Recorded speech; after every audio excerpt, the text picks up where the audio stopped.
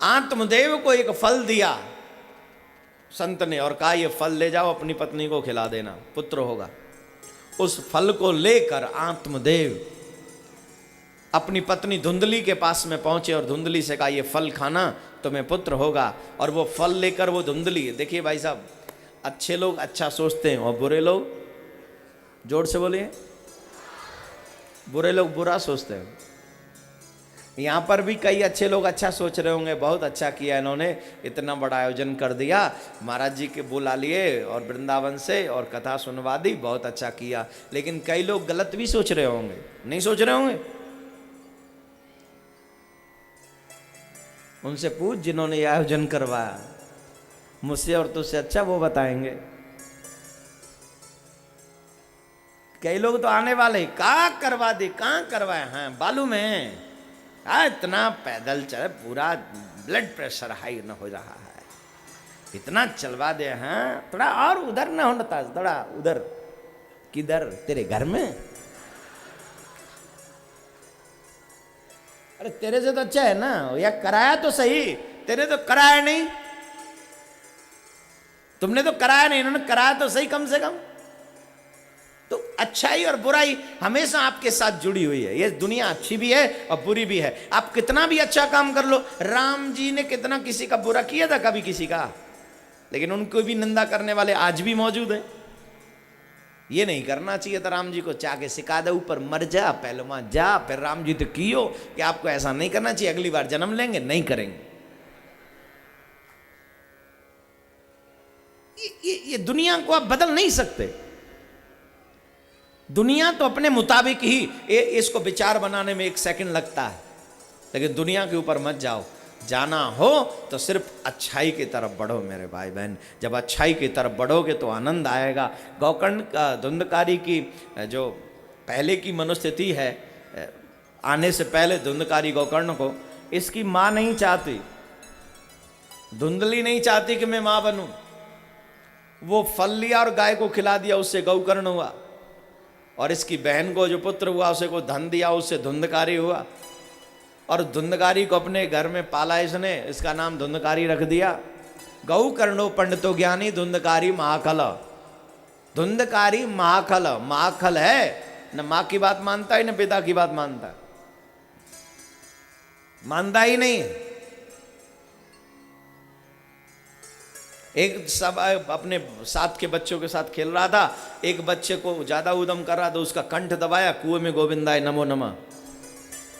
उसके घर वालों ने आगे शिकायत करने लगे और आत्मदेव ने देखा कि ऐसा, तो आत्मदेव रोने लगे। और गोकर्ण जी महाराज तो पंडित विद्वान है, उन्होंने पूछा क्यों रो रहे हो पिताजी, आप क्यों रो रहे हो? बोले तेरे भाई की वजह से रो रहा हूं, इससे तो मैं पहले ही अच्छा था जब मेरे घर में कोई पुत्र नहीं था। ये आत्मदेव तब रो रहे थे जब घर में कोई पुत्र नहीं था, और ये अब भी रो रहे हैं जब पुत्र है। यहां पर भी ऐसे लोग बैठे हैं, जब शादी नहीं हुई थी तो कहते थे शादी हो जाए सूखी नदी में खूब नहाएंगे, गड्ढा खोद खोद के। और जब शादी हो गई तो एक बेटा हो जाए बस, फिर कुछ नहीं चाहिए। एक नहीं 4 हुए, और चारों के चारों एक से बढ़कर एक। फिर पड़ोसियों से कहता है भैया इसी सूखी नदी में दफना दो तो टेंशन मुक्त हो जाए। काहे? अरे बोले चारों के चारों खतरनाक। नानक दुखिया सब संसार, इस संसार में सब दुखी है, सुखी कोई नहीं है। सुखी होने का एक ही रास्ता है, जिसने गोविंद की शरण ग्रहण कर ली वो हमेशा सुखी हो गया, और जिसने गोविंद को छोड़ दिया वो कभी सुखी हो नहीं सकता, वो दुखी हो गया।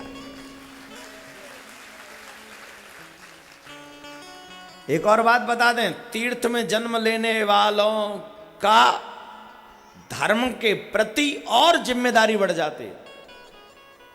जैसे आप लोग तीर्थ में वास करते, आपका जन्म गया में हुआ, मेरा जन्म वृंदावन में हुआ, तो मेरी जिम्मेदारी ज्यादा है, आपकी जिम्मेदारी ज्यादा है।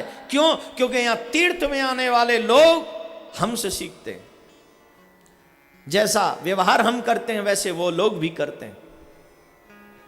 तो हम लोगों की जिम्मेदारी ज्यादा है, ब्राह्मणों की जिम्मेदारी ज्यादा है, तीर्थ में वास करने वाले लोगों की जिम्मेदारी ज्यादा है कि किस तरह से अपने धर्म को बचाया जाए। न बेटा सुख दे सकता है न बेटी सुख दे सकती है माय डियर। अगर कोई सुख दे सकता है तो सिर्फ तेरा कर्म तुझे सुख दे सकता है, सिर्फ तेरा कर्म। और कर्म के लिए क्या करना पड़ेगा?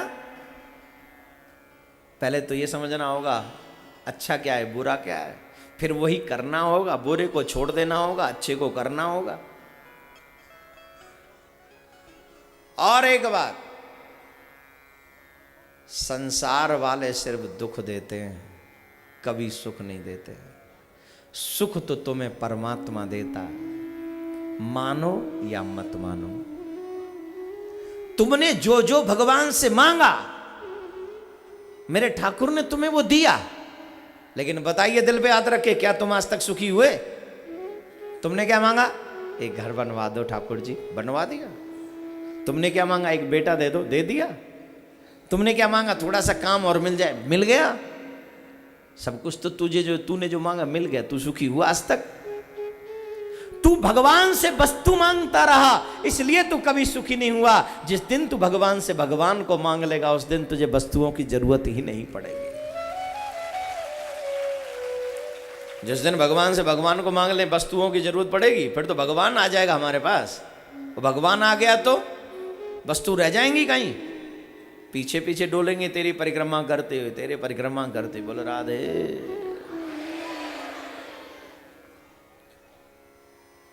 तो मेरे भाई बहन,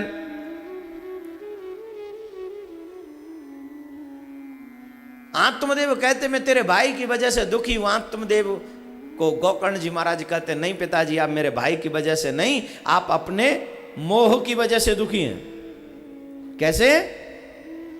धर्म भजस्व सततम तज लोक धर्मान सेवस्व साधु पुरुषान जय काम तृष्णा अन्यस्तदोषु गुण चिंतनमासु मुक्तव सेवा कथा रसमहो नितराम पिबत्वम्। पिताजी अगर सुखी होना चाहते हो तो भगवान की निष्काम भक्ति करो, सकाम भक्ति नहीं, निष्काम भक्ति करो।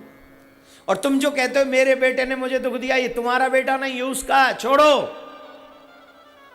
मेरा मेरा कुछ नहीं, कहने को सब कहते हैं लेकिन मानते कहाँ हैं? आप लोग जब आरती करते हो भगवान की तो कहते हो कि नहीं मेरा मेरा कुछ नहीं, कहते हो कि नहीं? आना तो बोल दो है? तेरा तुझको अर्पण क्या लागे मेरा, कहते हो कि नहीं? पर तेरा तुझको अर्पण किया क्या? खाक। क्या अर्पण किया?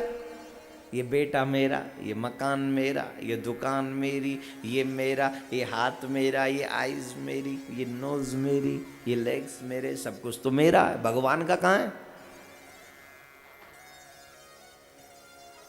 हम चोर हैं, है सब भगवान का, मानते अपना है किसका? है सब उसी का, लेकिन मान लेते हैं हम अपना। और जब तक हम इसे भगवान का नहीं मानेंगे तब तक हम कभी सुखी नहीं हो सकते। सुखी होने के लिए जरूरी है कि तेरा तुझको अर्पण है प्रभु, तेरा ही है, मैं तो सिर्फ चौकीदार हूं। और चौकीदारी करने वाला व्यक्ति कभी घर का मालिक नहीं हो सकता। और वी आर चौकीदार, वी आर सर्वेंट, हम और आप सब सेवक है उसके। बताइए हाँ या ना, जवाब दीजिए। जिस दिन नौकरी से निकाल देते उसी दिन आ जाते हैं यहाँ पे। कहाँ पे? यहीं बगल में। और कसम से जगह भी बड़ी अच्छी, लकड़ियां भी पड़ी ऊपर। अगर कोई दूर मरे तो उसे लकड़ी लानी नहीं पड़ती है साहब, साथ में सब व्यवस्था है। शायद घी भी मिलता ही होगा।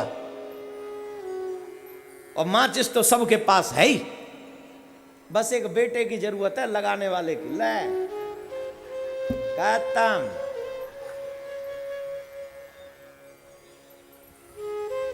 क्या बोलना पड़ेगा?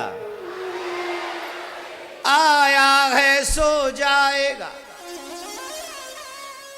आया है सो जाएगा राजा रंग फकीर। कोई सिंहासन चढ़ चला,